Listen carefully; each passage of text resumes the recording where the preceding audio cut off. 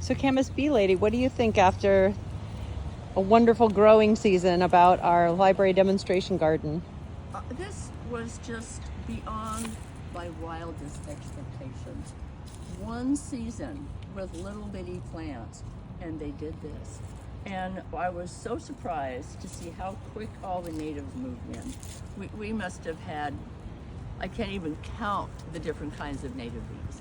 I knew we had leaf cutters. I saw a lot of sweat bees. We had bumblebees. We had ground nesting bees. I don't know where they're hiding out, but I saw them here.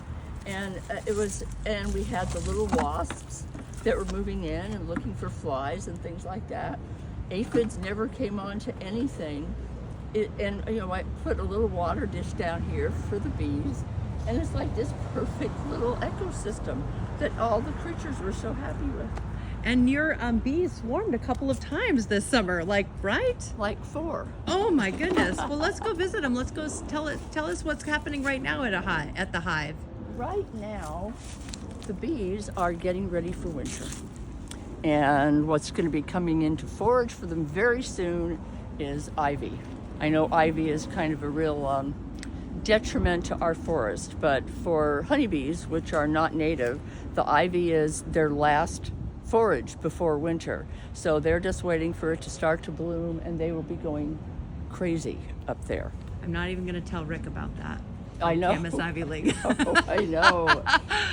So they're still swarming around. They're just not quite as active as they've been before. They're just like the rest of us, slowing down a little bit, enjoying the fall colors, but still here. And they really enjoyed their flowers that they got this year, wouldn't you say? They did. And what was interesting is normally the honeybees you don't almost necessarily see on the flowers and in gardens during the early part of the year, because they're up in the trees. They're up in all the flowering trees, and they go into the maples to get the maple flowers and everything. But as autumn came, all the honeybees started coming down for our last little floral rush here, and it's really sweet to see. Boy, it sure is. Yeah.